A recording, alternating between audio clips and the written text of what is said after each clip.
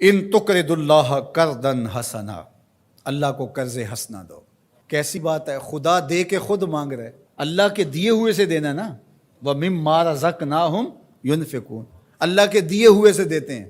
ذرا دیکھیے، اللہ اس پہ ثواب دیتا ہے، اللہ کے دیے ہوئے سے دے کے اللہ سے ثواب لیتے ہیں، اور اللہ فرماتا ہے میں لٹاؤں گا بھی اور دگنا کر کے لٹاؤں گا۔ جو تم میرے دیے ہوئے سے دو گے اس کو دگنا کر کے لٹاؤں گا اور تمہیں اجر بھی دوں گا۔ یہ کیا دل آویز کہانی ہے۔ وَيَغْفِرْ لَكُمْ، اور تمہیں بخش بھی دے گا۔ واللہ شکور حلیم، وہ شکر گزار بھی ہے اور حلم والا بھی ہے۔ اللہ اکبر، اللہ خود دے کے خود کہتا ہے مجھے قرض دو۔ ایک دوسرے مقام پہ من یقرض اللہ قرضا حسنا، کون ہے جو اللہ کو قرض حسنا دے؟ جب یہ آیت کریمہ نازل ہوئی تو ایک صحابی تھے حضرت ابو دہدا رضی اللہ تعالیٰ عنہ، تو یہ آیت اتری کہ کون ہے جو اللہ کو قرض حسنا دے، اللہ اسے لوٹائے گا، کئی گناہ کر کے دے گا۔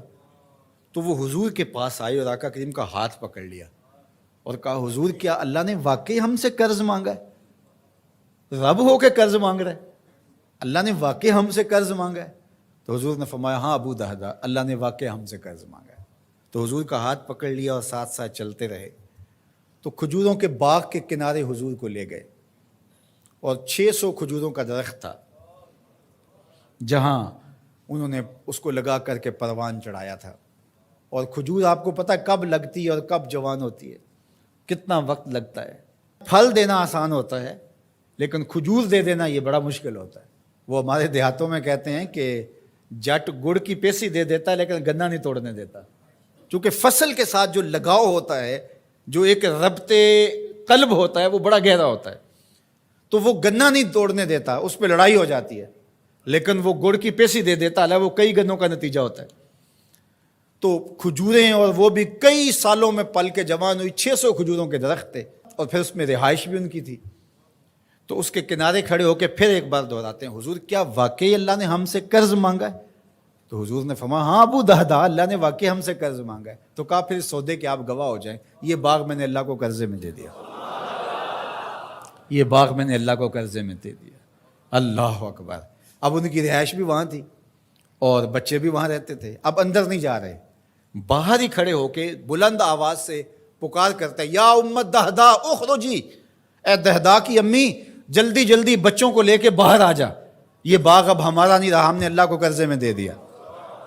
اب خاتون تو لڑنے لگ جائے کہ یہ اور کہیں انتظام نہیں کیا، یہ گھر بستا ہوا، یہ کھجوروں کا باغ لٹکتے ہوئے خوشے، یہ چھوڑ دیں، لیکن وہ بھی حضور کی درس گاہ کی پڑی ہوئی تھی۔ اللہ اکبر۔ تو وہ جلدی جلدی تھوڑا سامان سمیٹتی ہے، بچے سمیٹتی ہے، اور باغ سے باہر آتی ہے، اور باغ کے کنارے پر باہر حضور کھڑے ہیں، حضرت ابو دہدا کھڑے ہیں ان کے شوہر، اور پھر وہ آگے آ کے کہتی کیا ہے، ذرا ان لفظوں پہ 100 جان سے قربان جائے۔ وہ کہتی ہے رابحہ بیعک یا ابا دہدا، رابحہ بیعک یا ابا دہدا، دہدا کہ ابو تو نے بڑا ہی نفع والا سودا کیا ہے، تو نے بڑا ہی نفع والا سودا کیا ہے۔ اللہ اکبر۔ یہ تھے حضور کی تربیت کا نور پانے والے لوگ۔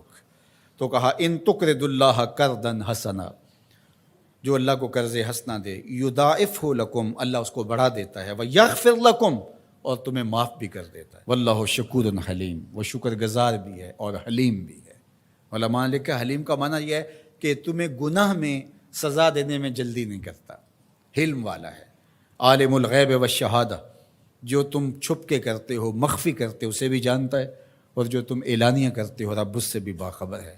العزیز الحکیم، غالب ہے، اس پر کوئی غالب نہیں ہے، وہ حکمت والا ہے، یہ اس کی عظمتیں ہیں۔ تو سورہ التغابن اپنے دامن میں وہ نور رکھتی ہے کہ اس کی تلاوت کرنے سے زندگی میں جمال اور زندگی میں نور نصیب ہوتا ہے۔ علماء نے لکھا ہے وہ بیماری، وہ مشکل، وہ پریشانی جس کے ظاہری اسباب منقطع ہو جائیں تو سورہ تغابن پڑھیں، اللہ تعالیٰ جل شانہ اپنا کرم فرما دے۔